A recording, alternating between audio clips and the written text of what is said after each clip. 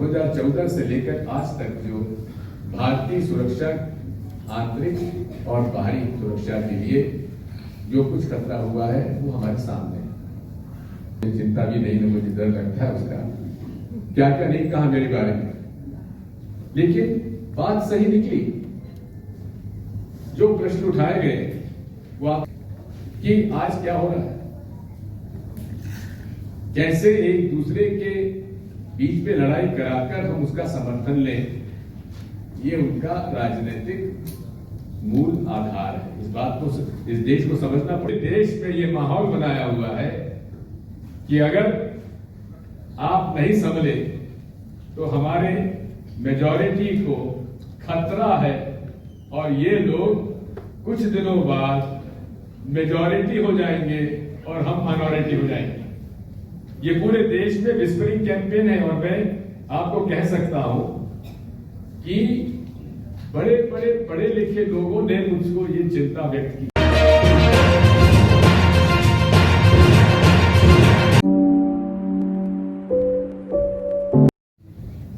विभिन्नता में एकता ही उसकी सबसे बड़ी शक्ति है। यदि हम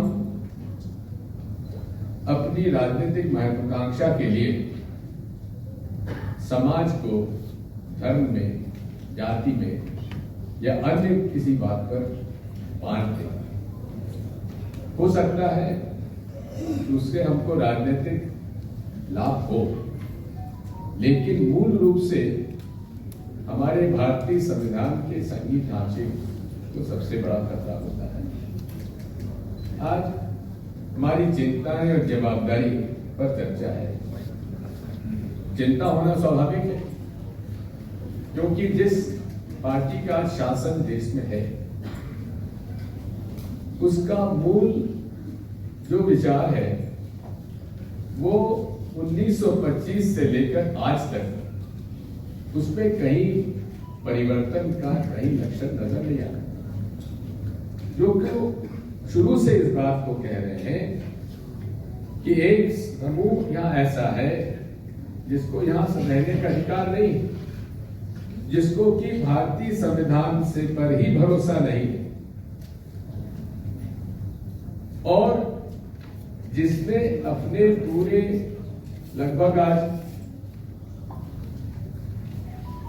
100 साल होने आए, अपने पूरे समय में उन्होंने अपना मुखौटा जरूर ओढ़ के रखा, लेकिन चेहरे में, विचारों में कहीं उसका कोई परिवर्तन कहीं नजर नहीं आया। आज उस विचारधारा का व्यक्ति इस देश का प्रथम सेवक अपने आप को कहता है, और जो कुछ हो रहा है वो हमारे लिए तो कोई आश्चर्य की बात नहीं, मेरे लिए तो नहीं, क्योंकि मैं लोग जानता हूं। मैं उन क्षेत्र से आता हूं जहां इन लोगों ने, जिसको अपनी नर्सरी कहते हैं, उस इलाके से मैं आता हूं। ये विकास की बात करेंगे, हर तरह की बात करेंगे, लेकिन वो केवल देश को और इस लोकतंत्रीय ढांचे को जितना कमजोर कर सकते हैं करने का पूरा प्रयास करेंगे। और ये अपने आप को धार्मिक कहते हैं, लेकिन सही पूछिए तो जो हमारे हजारों वर्ष की सनातनी परंपरा है उसके ठीक विपरीत इनके आचरण है। आपने अपने प्रस्ताव में वासुदेव कुटुंबकम का उल्लेख किया है। ये वो देश है जहां हजारों साल से हम लोगों ने पूरे विश्व को एक कुटुंब के रूप में देखा है, और वही तो भारतीय संविधान का मूल आधार है कि हम सब एक हैं। और उसमें आज जो कुछ हुआ है, और 2014 से लेकर आज तक जो भारतीय सुरक्षा, आंतरिक और बाहरी सुरक्षा के लिए जो कुछ खतरा हुआ है वो हमारे सामने है।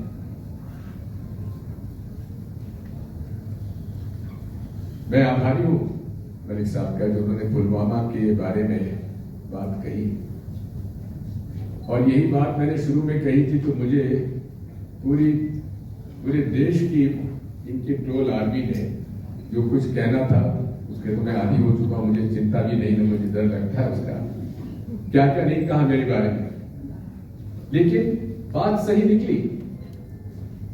जो प्रश्न उठाए गए वो आपके सामने है और उसका उल्लेख मलिक साहब हमारे महामहिम महोदय बाद में करेंगे। बात वही है, ये पूरा जो समूह है ये वो समूह है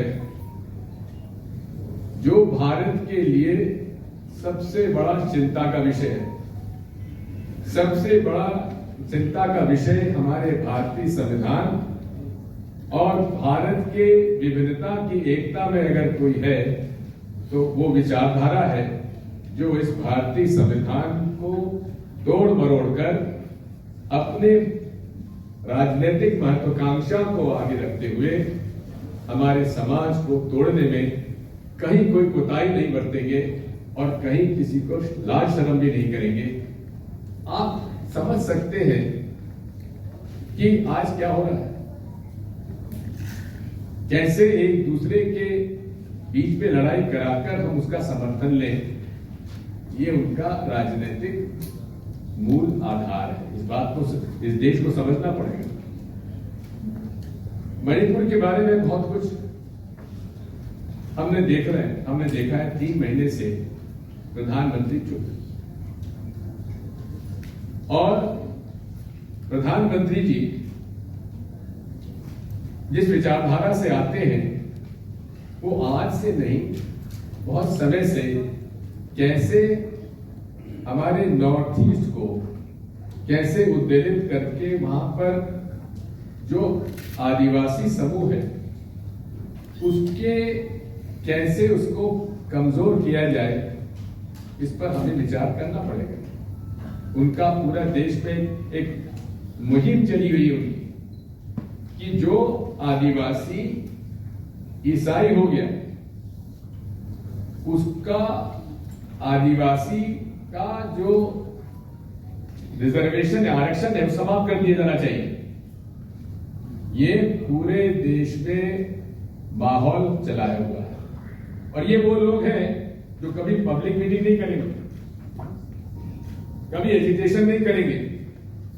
इनकी सबसे बड़ी शक्ति है विस्परिंग कैंपेन, और ये विस्परिंग कैंपेन ही इतनी खतरनाक है कि पूरे देश में ये माहौल बनाया हुआ है कि अगर आप नहीं संभले तो हमारे मेजॉरिटी को खतरा है और ये लोग कुछ दिनों बाद मेजॉरिटी हो जाएंगे और हम माइनॉरिटी हो जाएंगे।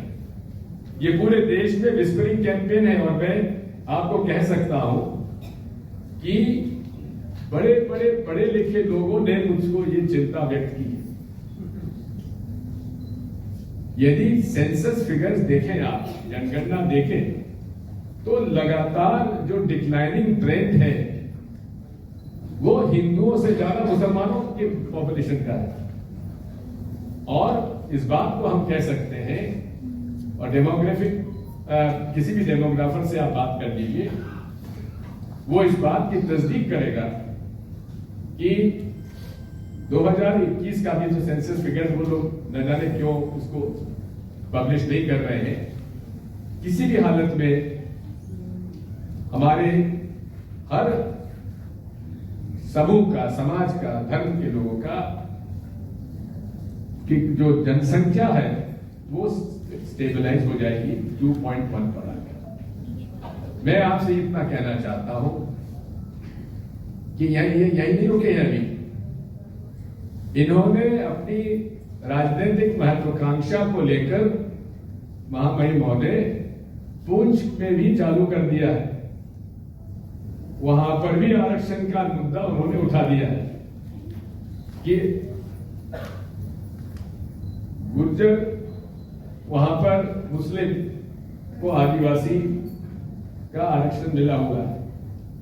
अब वो गैर गुर्जर मुसलमानों को भी पहाड़ी के रूप में सभी को आरक्षण देना चाहते हैं, जिसका